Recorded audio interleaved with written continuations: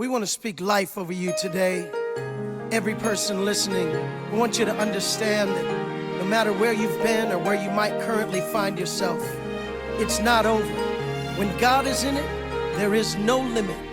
New breed. It's not over.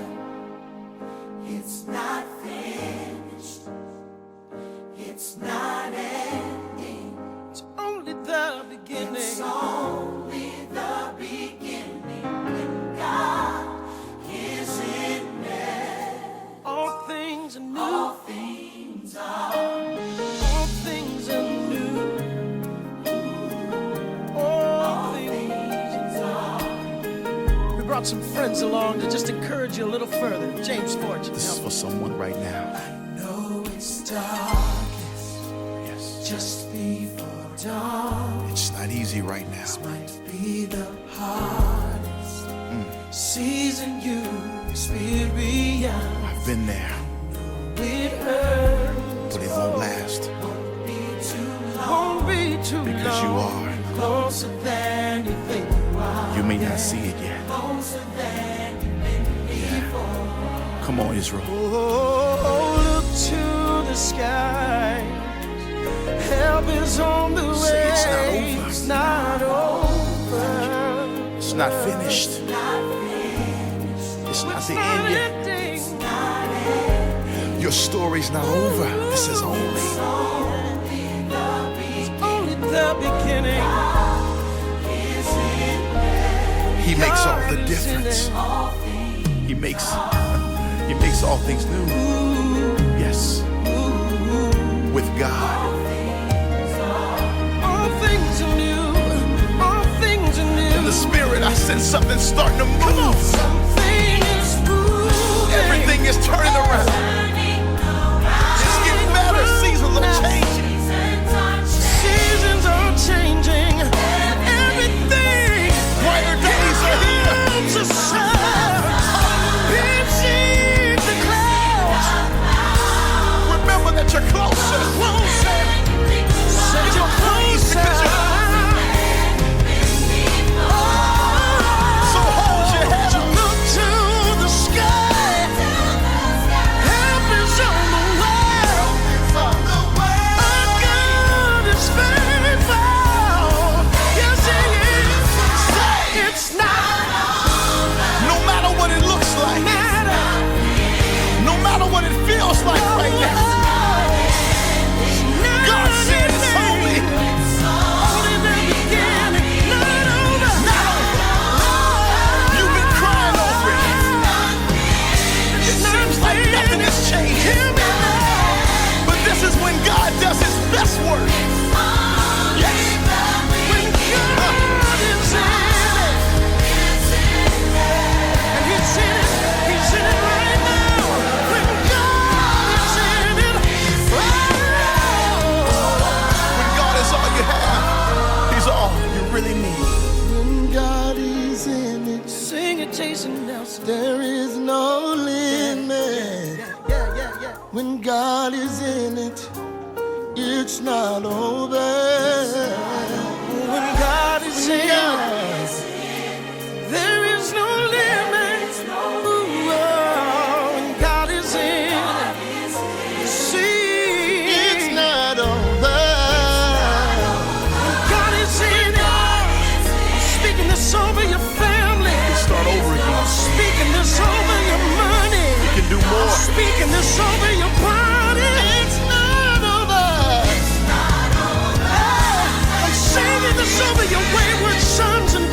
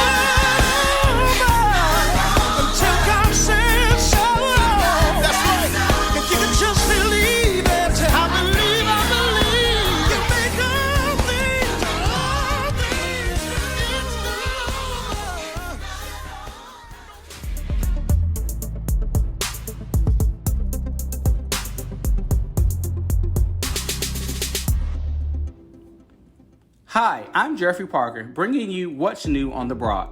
Are you ready to return to in-person worship?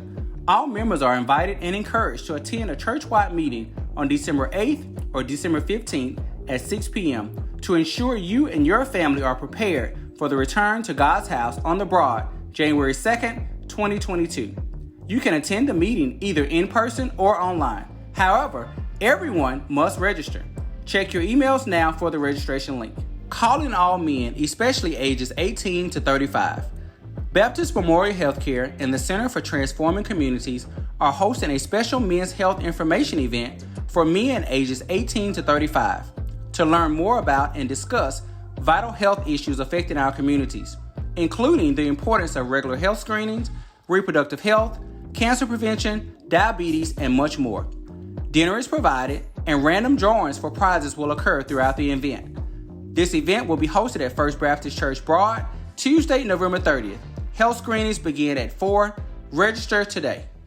Parents, if you would like to have your child dedicated in the new year, please submit your name, child's name, and date of birth to mcaswell, FBCB, at AOL.com or call 901-323-2429.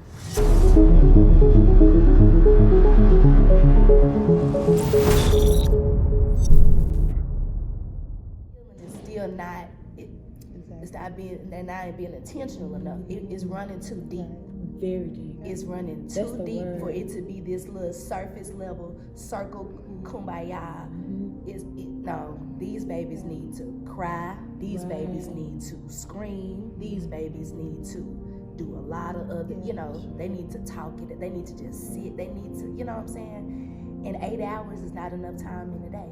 And then whatever we have put in them in those 8 hours is negated at home in the other 16 hours. Right. In the community. In the community. And social media. And as if they receive it. Because I had a child tell me the other day, Miss Walker, why you care so much? Mad at me. Yeah. I mean, why you care so much? Because I used to be caring. I said, that's all I know how to do, baby. I'm going to, and I got to keep caring for you because that's how I have to. With a question like that, who is caring for you? Right. Am I the only one? Right. It's so love is foreign. And where's the escape? Like, what do we do? And that ties into what Pastor was saying as well about how people are confused and people are hurting, and we don't want to wait to see justice on the other side. We want to see it now, on earth. Now. And I know sometimes I have this thing, I don't ever want to feel like I'm demanding God or I command you. I don't like that, me personally, for myself. But I do. When he said that, I was like, Lord, yes, please, like, can you do something? I know you can do something, but please, if you can't, do something, because it's like, it's far beyond out of hand. Like, it's terrible.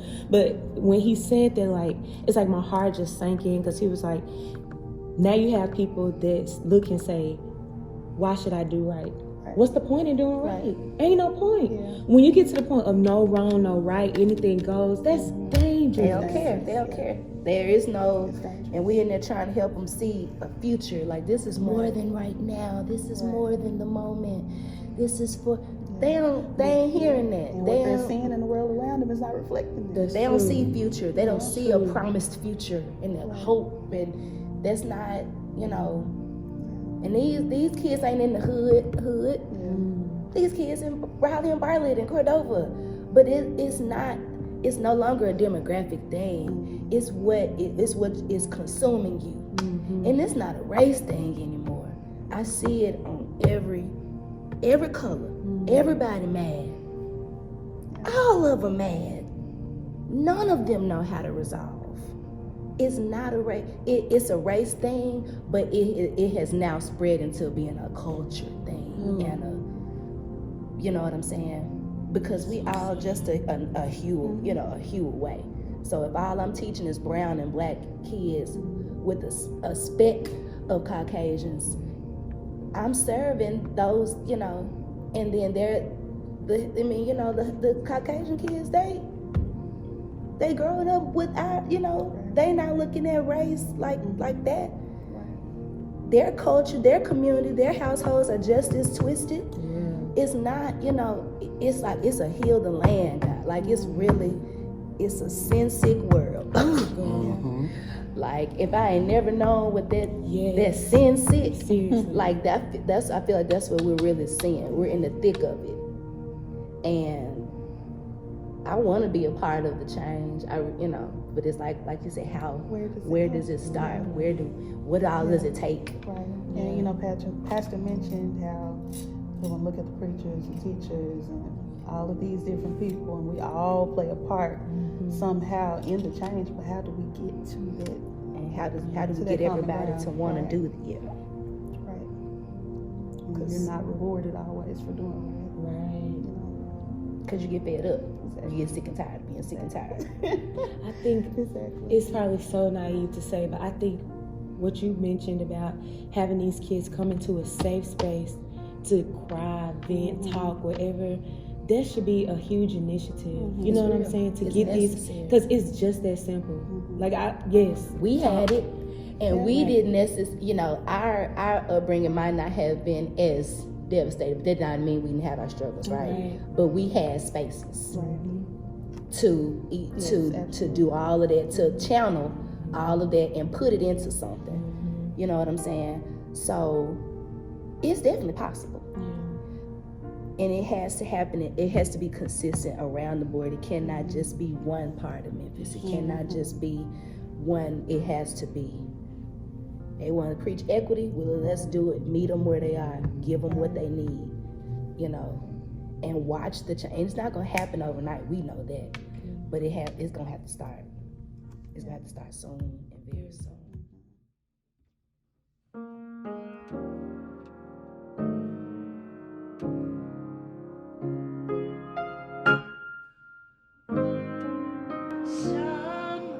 Sometimes you have to encourage yourself. Sometimes you have to speak victory during the test. And no matter how you feel, speak the word.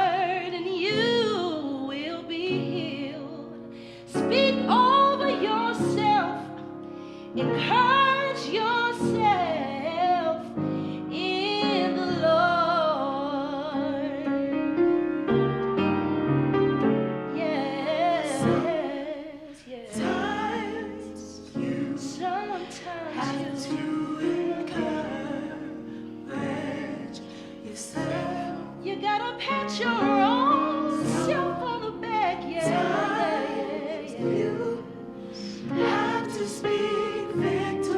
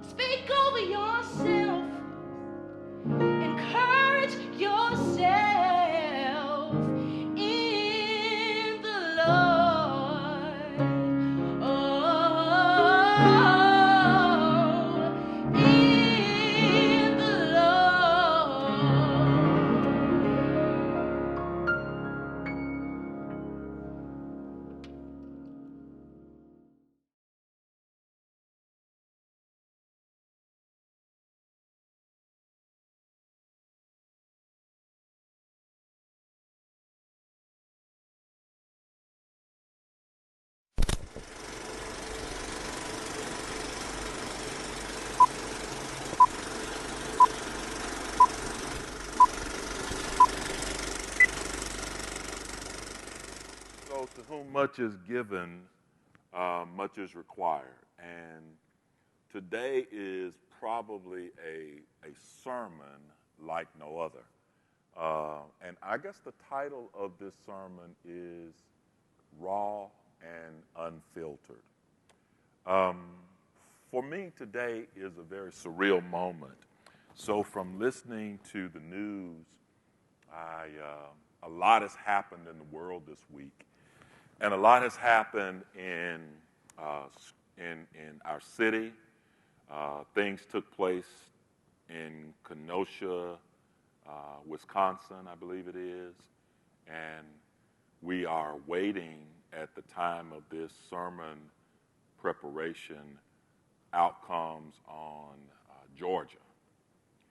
And we've been watching the news, and our heads have been spinning. And our thoughts and our anchors and our hopes and just things that we have been taught to believe all of our lives are being shaken. Like the Hebrew writer says in Hebrews chapter 12, and Hebrews chapter 12, verse 25 through 28. And I'm probably not going to take any text during this sermonic conversation, but I'm going to share them and you write them down, or maybe we'll put them on the screen and you just transcribe them when you get a chance. But I was trying hard to, and matter of fact, I had finished. I thought I'd announced what I was going to preach. But the occurrences of the week really rewrote my message. And it rewrote, it was a complete rewriting of all of my thinking.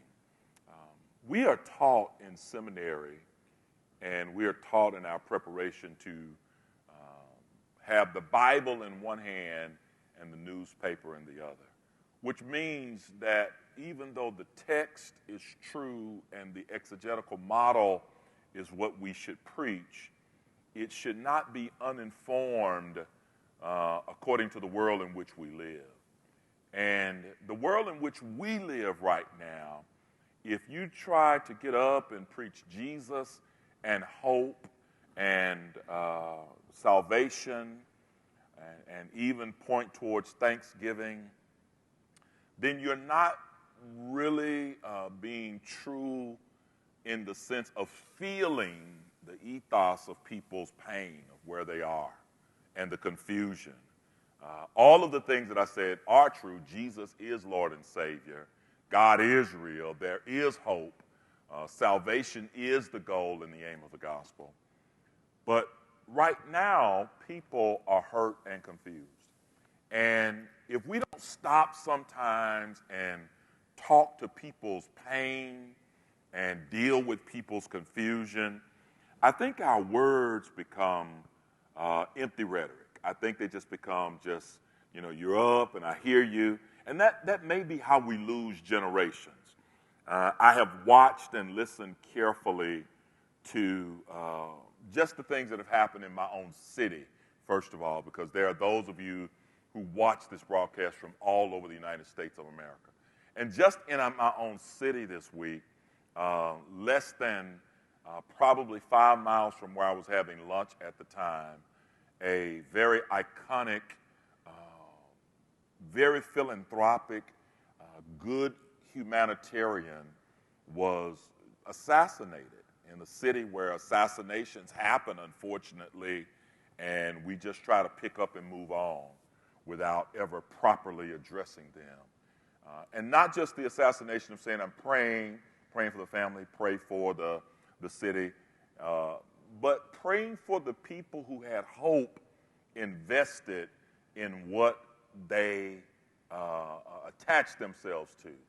And no matter what generation you're from, whether it was in 1995 when we saw things happen with Tupac Shakur, or in other eras of time when we saw very iconic people whom we saw ourselves emulating in or attached to, or we saw their success and had hope, or we just liked their music or liked their artistry, when they are violently and viciously cut down in front of us, there's pain. And so the first thing I have to do this week is be honest. I called my own family, and I began checking with them, especially my children who are attached to the work and music and artistry of young Dolph, the young man who was assassinated right here in the city of Memphis, who's actually his first child, his oldest child, was dedicated right here at the altar of this church where I sit right now. And that moment caused me to say, how do we address the pain and confusion of this generation and so many people younger, because we saw a young man cry and just wail in tears, and then even older people whom were benefactors of the goodness of this person. And you know, sometimes people say, well, you know, what about this, what about that? You know, I've been often criticized for loving people and caring for folk who people thought maybe we should not openly love and care about. Well, you love who you love, and the aim of God's gospel, the aim of God's grace and goodness, Christ says it very clearly. He came to seek that which was lost. He came to love those who the rest of the world basically called unlovable and pushed to the side. And so as I looked at this, I looked at the goodness of this young man and the hope that I saw and embodied through what he did, what he stood for, how he gave, how he treated people. All of those things, they were extremely important. I drew biblical parallel in my mind. I saw this young man whom could live and be any place in the world, never leave or forget the place that he was from. Oftentimes, we're trying to find our place in the world, and we forget that we come from a place, trying to get to a place, and then we stop caring about the place that we're from.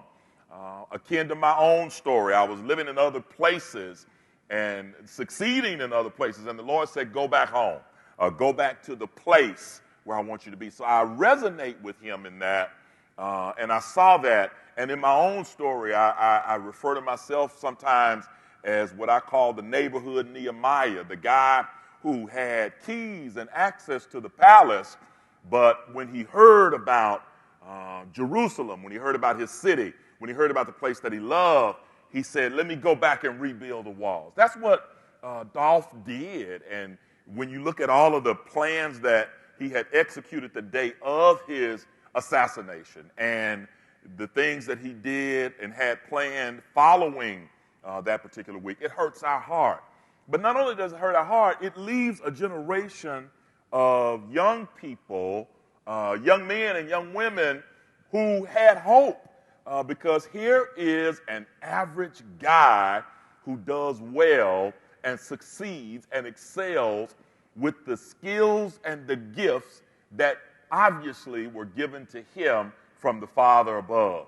No matter what we like about art or not, the artist is gifted by God. The artist is gifted by God. How they use the art form and what it turns out to be, that's another conversation. We can have it later, but the artist, the skill, the brain, the mind, the lyrical flow, if you will, the ability to be able to draw, the ability to paint, the ability to remember.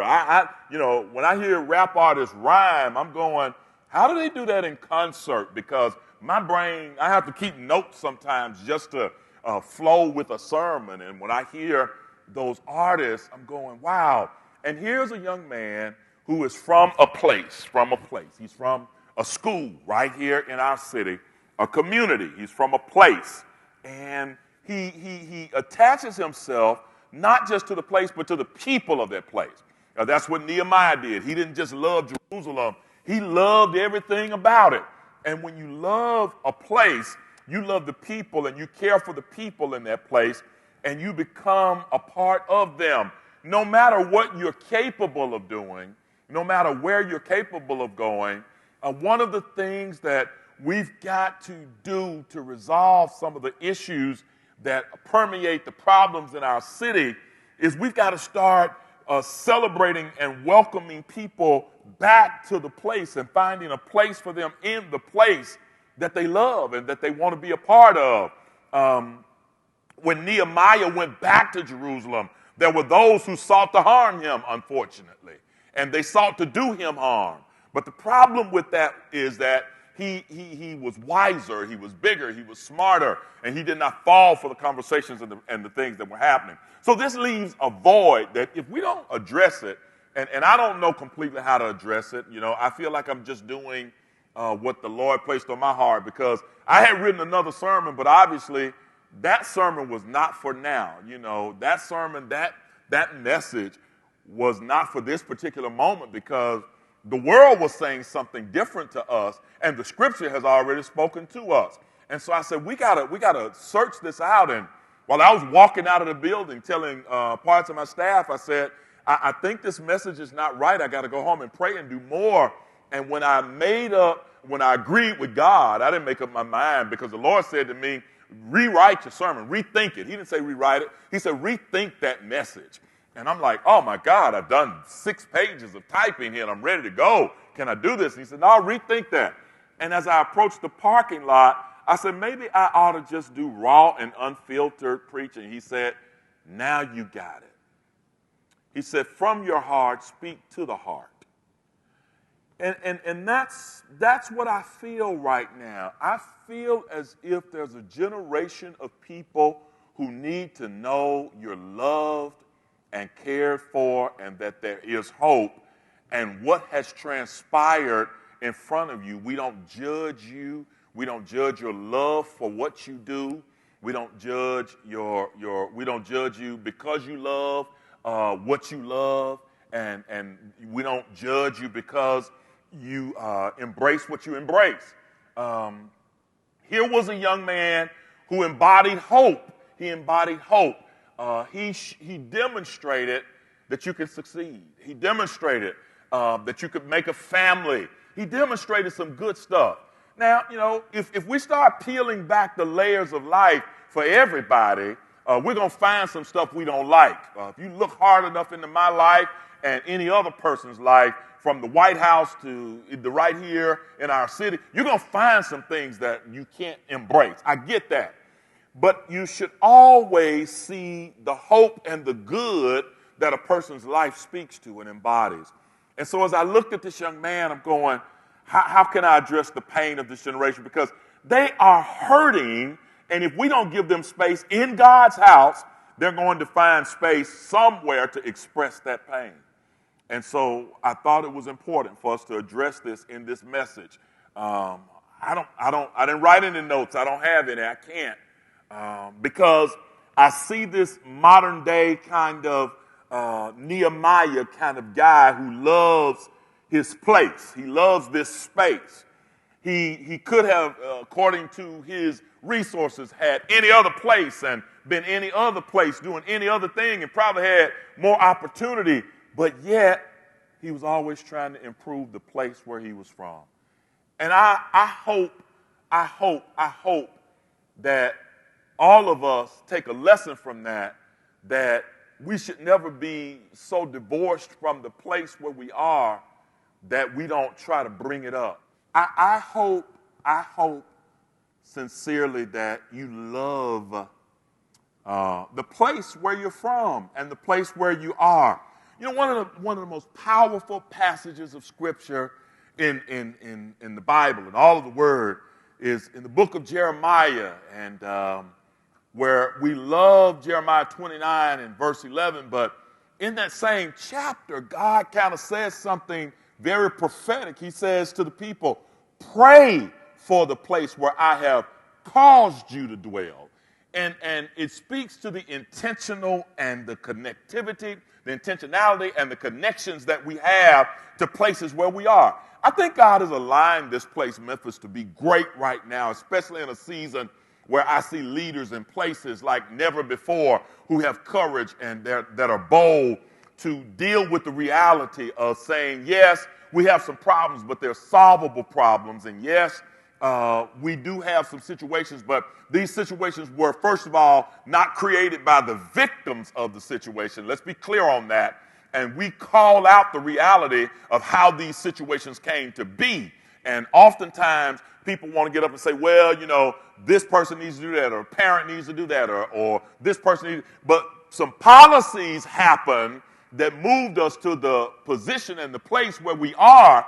And so we got to be real about how these conundrums occur and how these situations come about. I know some of y'all saying, well, Pastor, you just ranting and raving, but if we don't deal with that, we leave people with unprocessed pain that turns into trauma, and then we wonder 5, 6, 10, 15 years later what's really going on. I can tell you what's going on. You cut budgets from schools, you take money out of extracurricular programs, you take away money for peer mediation, you take away after school stuff like band, basketball, and you start compressing our communities and sending people everywhere else so that we shut schools down. And then children don't know how to resolve problems. They don't have peer connection with one another. And then you wonder 10 or 15 years later why that 18-year-old or that 15-year-old that you defunded their school ends up being an angry 25-year-old. It's because they don't know how to work out their problems. It does not matter if you gave them a job or not, because if they have a job without the skill of knowing how to resolve issues, we still have a big problem. And then, you know, I don't even want to talk about the other piece of this, which is guns for everyone. I mean, come on, we live in the OK Corral, man. I mean, everybody, it's like, you know, you can get a gun. And guns become the way of resolving our conflict rather than words. And so you gotta have some conversations in the house today. We gotta have some sermons at home today. We gotta have some sermons. We gotta turn the TV off maybe, you know, later today and have some fireside moments. It's cold enough, I don't know. We gotta have some, hey, how do you feel? What's going on? And then, as if that's not enough, we turn on the television and we see, I don't even call this guy's name, up in Kenosha, crying and acting. And you know, it's easy for us as African Americans to detach from that situation because we say, well, you know, he didn't shoot people that look like me, but he shot people. And just injustice anywhere impacts us. So we got to be clear about that. And so this whole idea about guns as the way to resolve things, and I'm so confused about that verdict that cannot be turned over. You can't even look at it again, no matter what comes out and what truths or what are said. It stands forever. You know, I'm concerned that we have a generation of people who are saying, show me why I should do right. Show me why I should love. Show me why, church, I should not be violent. Show me why. Where is God in all of this kind of stuff? And dare not see the guy on stand for Ahmaud Arbery tell the truth. And he says, he did not threaten me verbally or physically. He was running away from me. He was not trying to harm me. And I didn't feel threatened until I tried to harm him. Well, that's called he was defending himself against you. And I dare not imagine what comes of this.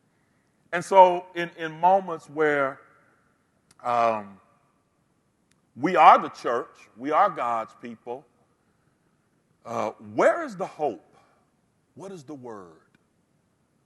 You know, you can find it. Romans 8:18. You can't compare this to the future glory. I get it. For this light and momentary affliction.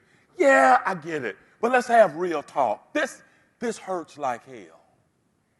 And it hurts to listen to my mother speak through the mouth of Ahmaud Arbery. It hurts. It hurts to hear parents across Memphis, Tennessee say, yeah, and my son was good too. he did some good things. It hurts to be reminded of the number of children that have been murdered this year. And collectively, all of us are saying different things. The parents need to do this, the police need to do that, the preacher needs to do that, and everybody is right. All of us bear some weight and responsibility in this. But it's not about pointing fingers, it's about joining hands. It's about saying, what do we need to do? And please address the pain.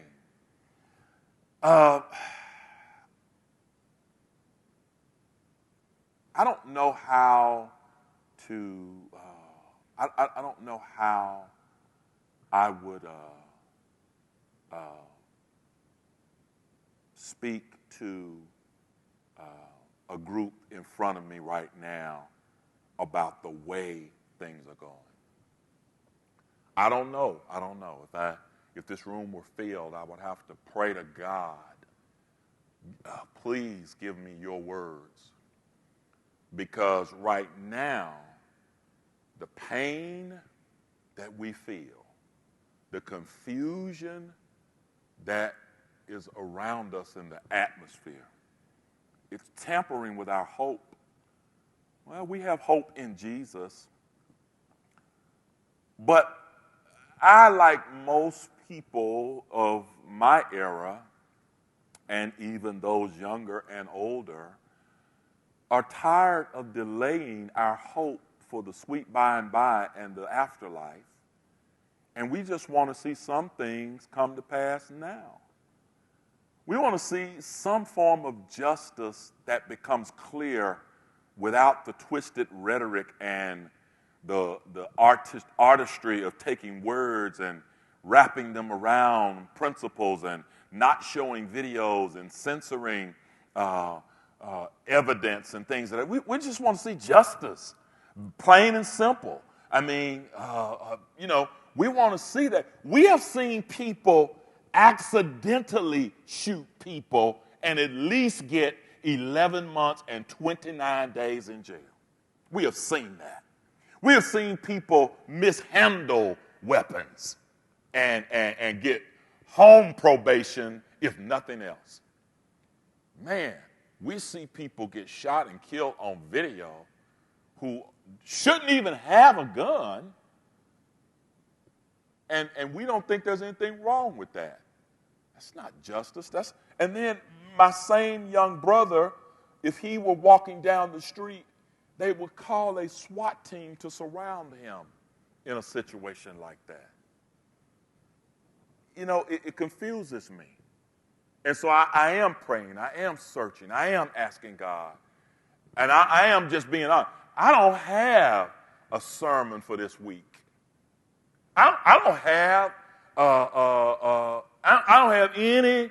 Man, I mean, I'm so glad that you're not in this facility right now, because I don't know how I would look at young black boys and young black girls and mothers and fathers and my Caucasian community who's hurting as well, my law-abiding citizen. I don't know how I would look at the guy who has already served time for something that people just got away from not serving time on.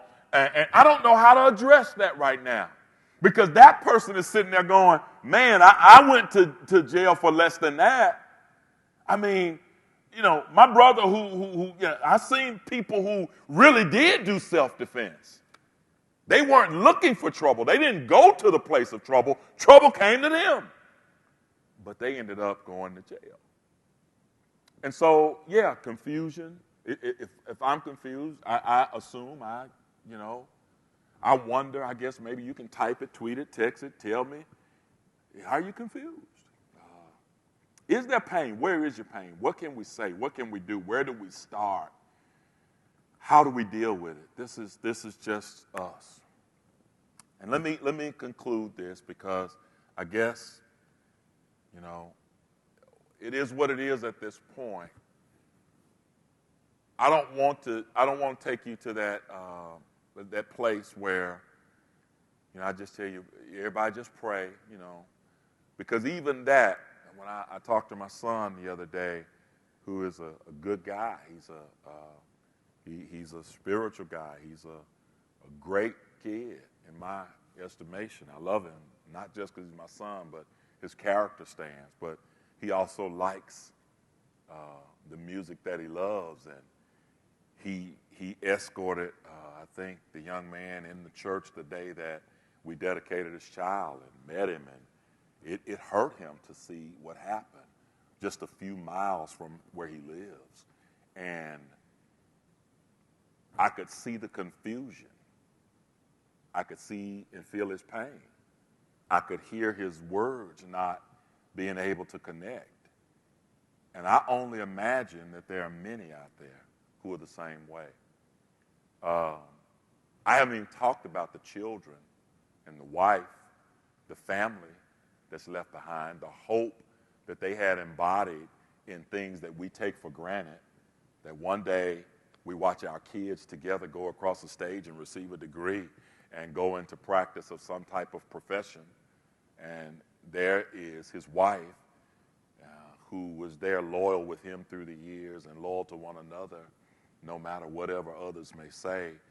And there she is with this void that young women don't normally have to face.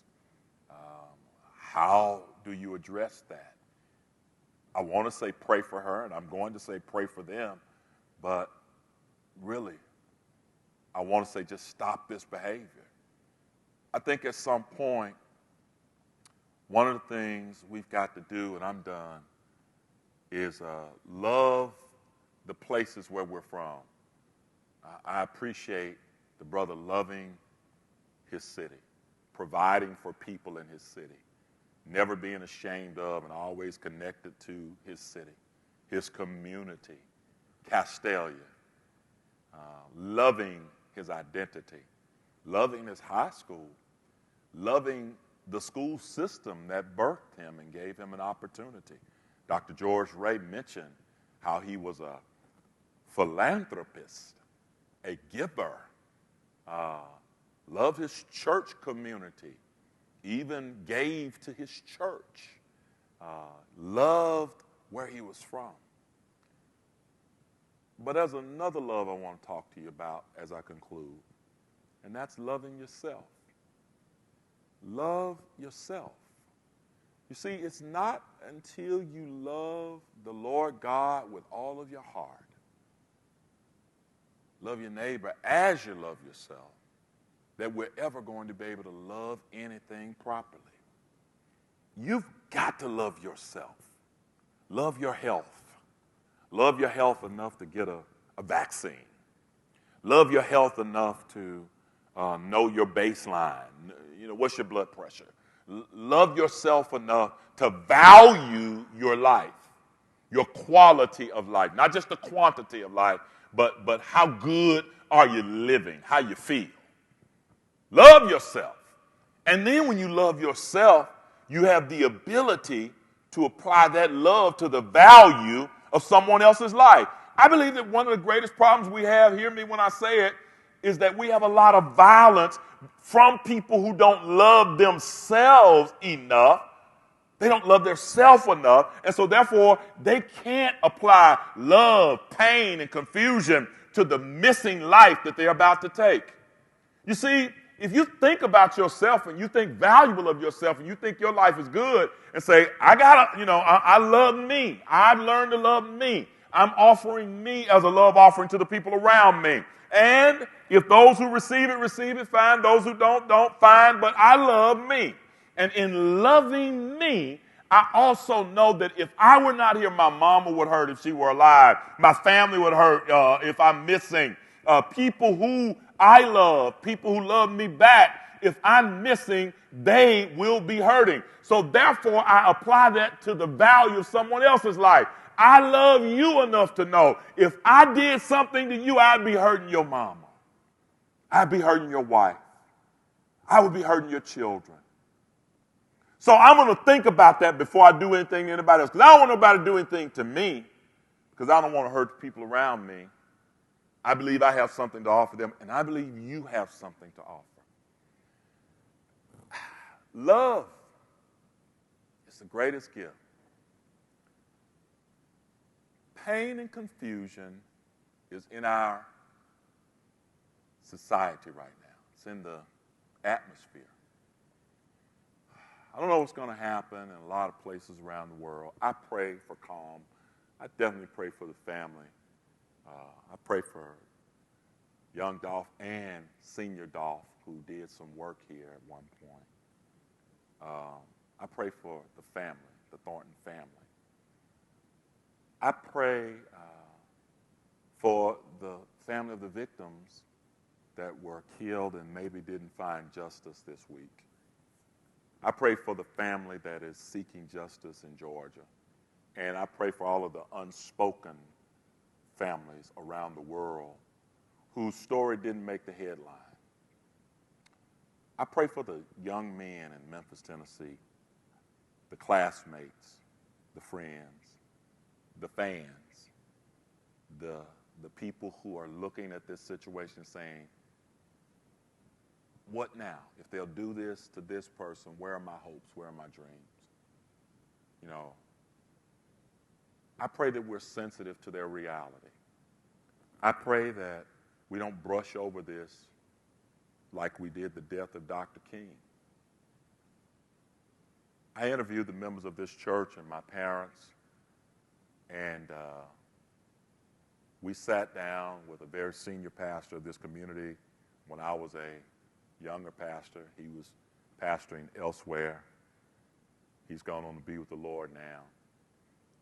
And we allowed them to grieve the death of Dr. Martin Luther King many years after it had taken place. Because what happened was that the death occurred, people were shocked, and they were saddened, and they were hurt. And then various riots took place. And then, like on most jobs, at that time, we give you 3 days for grief, and we tell you, now come on back to work. And for years, pent-up anger, pent-up trauma, pent-up confusion lived in the lives of those people because they did not grieve properly the death of Dr. King and others, Medgar Evers and other iconic figures that had been violently assassinated and cut down. I hope we make space for this generation, not to brush off their pain and not to ignore it, but for them to sit in our presence and for us to understand as much as possible how to hear them and how to serve them in this age. I'm not trying to serve you with a quote from the scripture. I'm not trying to serve you with a prayer vigil. I'm not going to try and serve you with saying, give your life to Christ. I'm going to serve you by saying, love yourself. Find value in your life. And the value that you find in your life, apply it as a value to the life of someone else. Take no authority in your hand to harm anyone, because no one has the authority to harm you.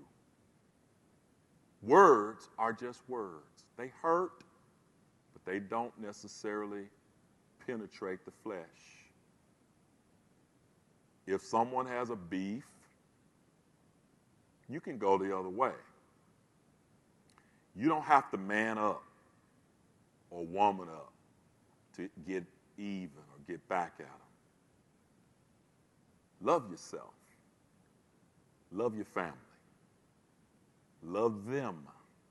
Love their family. And when the spiritual thing has to happen, find us.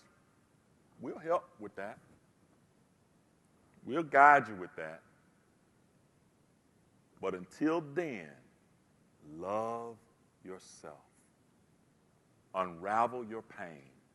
Deal with your confusion. Let's get through this trauma and this confusing time together. God bless you, and I love you.